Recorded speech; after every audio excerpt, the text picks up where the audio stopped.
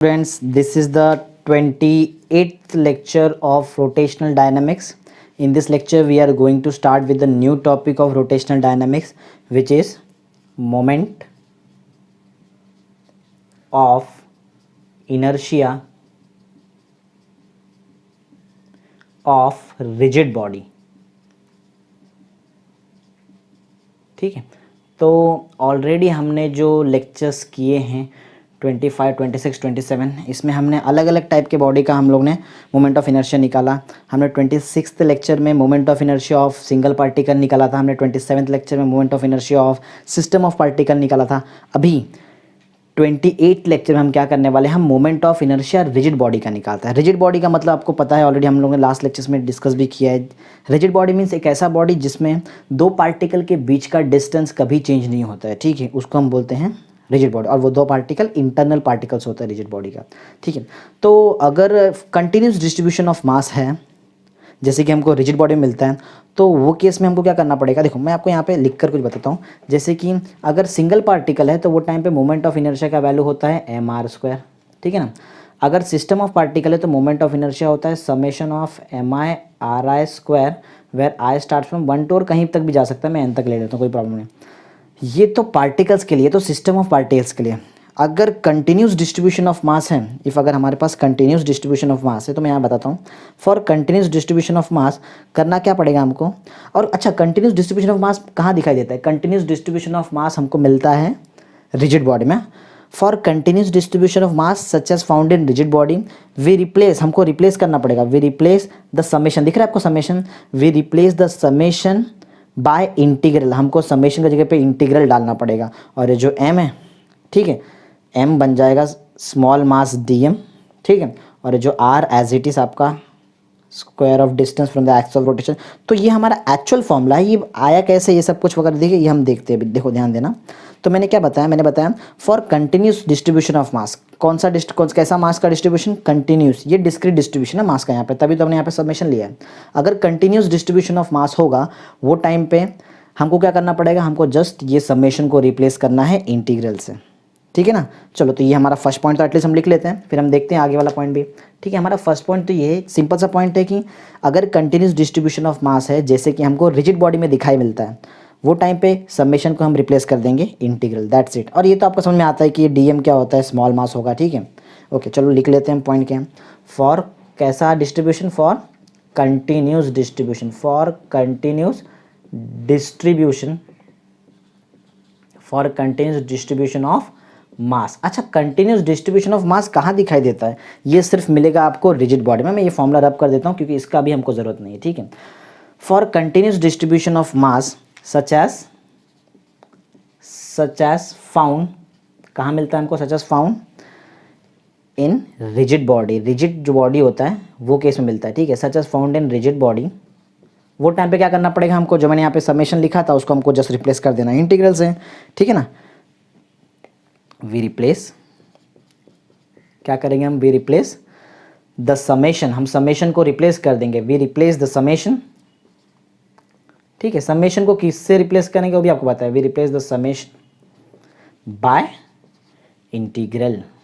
ठीक है, समेशन को हम रिप्लेस कर देने वाले हैं, और हम जैसे ही समेशन को रिप्लेस कर देंगे इंटीग्रल से, तो जो हमको फॉर्मूला मिलेगा ये किसका होगा, ये रिजिड बॉडी के लिए होगा। ठीक है, रिजिड बॉडी मीन्स क्या, ठीक है, जिसमें कंटिन्यूस डिस्ट्रीब्यूशन ऑफ मास होता है। ठीक है, ये तो हुआ हमारा फर्स्ट पॉइंट, जो मैंने बताया कि ये फॉर्मूला आया कैसे। अगर रिजिड बॉडी है, that means continuous distribution of मास है, आपको करना है क्या, आपको समेशन हटाना है और उसके जगह पे आपको इंटीग्रल डालना है, दैट्स इट, ये हुआ। अच्छा, तो चलो इसके बारे में, ये जो आर क्या है, ये डीएम क्या है, इसके बारे में एक चीज़ ले लेते हैं। समझो, हम ऐसा करते हैं, एक सिस्टम लेते हैं जो डिवाइडेड है इनफाइनेटिसिमल एलिमेंट्स ऑफ मासेस। ठीक है, चलो मैं यहाँ पे डायग्राम बना के बता देता हूँ आपको। सपोज ये आपका एक रिजिड बॉडी है, ज़रूर नहीं कि प्रॉपर शेप होना ही चाहिए। ठीक है, प्रॉपर शेप नहीं है तो भी वो रिजिड बॉडी हो सकता है। अच्छा, ये रिजिड बॉडी मैंने लिया है, मैं बोल रहा हूँ कि इसमें मास का डिस्ट्रीब्यूशन कंटिन्यूस है। ठीक है, अच्छा, सबसे पहले अगर रिजिड बॉडी लिया है, इसको रोटेट कराना है, तो about any axis of rotation he rotate होने वाला है। तो ये हम लेते हैं यहाँ पे वन एक्सिस ऑफ रोटेशन, जिसके अबाउट आपका ये बॉडी रोटेट होने वाला है। ठीक है ना, ये ऐसा रोटेट हो रहा है। Suppose one mass dm at distance of r. ठीक है, एक मास हम एज्यूम करते हैं ये मास स्मॉल मास है, समझ, इसके लिए मैं इसको dm लिख रहा हूँ, ठीक है। और ये जो मास है इसका जो डिस्टेंस होगा फ्रॉम एक्सिस ऑफ रोटेशन ये हम ले लेते हैं, ठीक है। ये इसका distance from axis of rotation हम ले लेते हैं, चलो r ले लेते हैं, कोई प्रॉब्लम नहीं। r is the distance of point mass from axis of rotation. Axis of rotation से जो डिस्टेंस है वो है r, ठीक है, कोई प्रॉब्लम नहीं, बाजू में भी लिख देते हैं, थोड़ा एरो का प्रॉब्लम आ रहा है उसमें, ठीक है। तो हमने क्या क्या बनाया, हमने एक पॉइंट मास बना लिया है और पॉइंट मास का हम डिस्टेंस देखने जा रहे हैं। पॉइंट मास का हम डिस्टेंस जैसे हमको पता चला कि ये r है, तो हमको क्लियर समझ गया कि ये फॉर्मूले में ये दोनों पैरामीटर क्या क्या हैं। तो ये dm क्या है, dm is the small mass, ठीक है ना, इन्फिनिटेसिमल एलिमेंट बोल सकते हो आप। मास dm है, उसका distance from axis of rotation r है, ठीक है ना।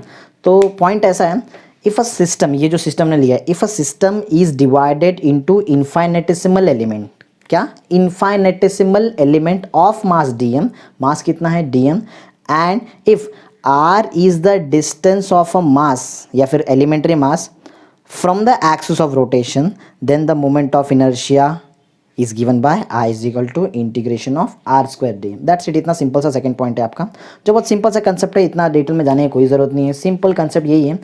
मैं आपको बता रहा हूँ कि ये फॉर्मूले में ये दो पैरामीटर क्या है, ठीक है, dm क्या है, एक एलिमेंट्री मास, और r क्या है, it's distance from the axis of rotation, that's it, ठीक है ना। तो चलो लिख लेते हैं फटाफट।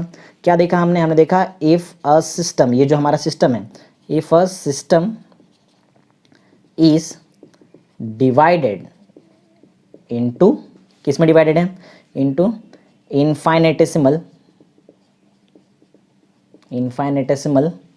एलिमेंट्स, ठीक है ना, इनफाइनेटेसिमल एलिमेंट्स में डिवाइडेड है। If a system is divided into infinitesimal elements, अच्छा उसका मास भी तो है, ऑफ मास, कितना मास लिया हमने, ऑफ मास स्मॉल m, चलो हम अलग कलर से लिख लेते हैं, ऑफ मास स्मॉल m, हमारा जो वो जो हम एलिमेंट्री मास देखा है, एलिमेंट्री पार्टिकल है, उसका मास कितना है, small m, and if r जो है, r क्या होगा हमारा, डिस्टेंस ना, एंड इफ r जो है, and if r is the distance, कहाँ से, distance from a mass element, ये जो मास एलिमेंट है, यहाँ से डिस्टेंस दिख रहा है ना, ये r कहाँ से मिल रहा है, मास एलिमेंट से लेके एक्सिस ऑफ रोटेशन तक का डिस्टेंस ना, and if r is the distance of mass element to the, कहाँ तक, to the axis of rotation, axis of rotation, ठीक है, एक्सिस ऑफ रोटेशन। तो अगर मुझे मोमेंट ऑफ इनर्शिया ये सिस्टम का लिखना है तो मुझे ऐसा लिखना पड़ेगा, ठीक है ना, then the moment of inertia, then the moment of inertia जो है इज गिवन बाय, कैसे लिखेंगे, ये दिख रहा है आपको एकदम ना clear, is given by I is equal to integral of r square dm। एक पॉइंट यहाँ पे ज़रा मैं मेंशन करना चाहता हूँ कि ये इंटीग्रल कहाँ लेना पड़ेगा हमको, integral is taken over the system, पूरे सिस्टम पे लेना पड़ेगा हमको, ठीक है। वेयर मैं यहाँ पे लिख देता हूँ, वेयर इंटीग्रल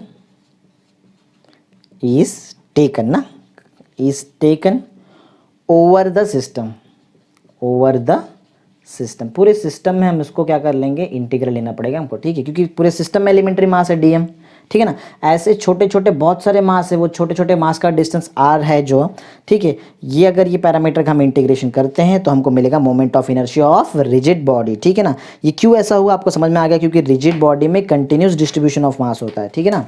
और एक बार कंटिन्यूस डिस्ट्रीब्यूशन मास आ गया तो आपको जो समेशन था, जो हमारा सिस्टम ऑफ पार्टिकल्स में था, उसको आपको रिप्लेस करना ही पड़ेगा, और वो रिप्लेस करेंगे तो वो जो समेशन था उसके जगह पे क्या आ जाएगा, इंटीग्रल, ठीक है। तो आई होप एकदम क्लियर है आपको ये कंसेप्ट की moment of inertia rigid body है कैसे निकालते हैं। रिजिड बॉडी मींस क्या, कंटिन्यूस डिस्ट्रीब्यूशन ऑफ मास। अगर एक कंटिन्यूस डिस्ट्रीब्यूशन ऑफ मास है कोई बॉडी में तो वो टाइम पे क्या होता है, वो टाइम पे हमको समेशन को रिप्लेस करना पड़ेगा इंटीग्रल से। तो ये बनाया था मैंने फॉर्मूला, फिर मैंने बताया कि आर क्या है और एम क्या है, ठीक है। अच्छा, अगर मैं देखूँ if a system is divided into infinitesimal elements of mass, अच्छा अगर मास देखा जाए तो एम नहीं लिखना पड़ेगा, क्योंकि एम तो एलिमेंट्री, अगर देखा जाए तो एम जो है वो पॉइंट मास जैसा डिस्ट्रीब्यूट होगा, जबकि मैंने ऑलरेडी यहाँ पे डायग्राम बताया कि जो मास है वो है डीएम, ठीक है। तो ये ज़्यादा प्रॉपर हो जाएगा हमारे लिए। तो हमने क्या देखा, if a system is divided into infinitesimal element of mass तो डीएम है, और आर क्या है हमारा distance of element mass from the axis of rotation या फिर to the axis of rotation. Then the moment of inertia is given by, formula आपके सामने रेडी है। आई होप एकदम क्लियर है। छोटा सा थियोरेटिकल कंसेप्ट है, एक बार पढ़ेंगे आपको तो प्रॉपरली आ जाएगा। एक पॉइंट नोट करना पड़ेगा यहाँ पे हमको, ये इंटीग्रल क्या है, ये इंटीग्रल हमको ओवर द सिस्टम लेना पड़ेगा थ्रू आउट, ठीक है, पूरे सिस्टम का इंटीग्रेशन लेना पड़ेगा, ठीक है। क्लियर है पॉइंट एकदम? Okay, thank you.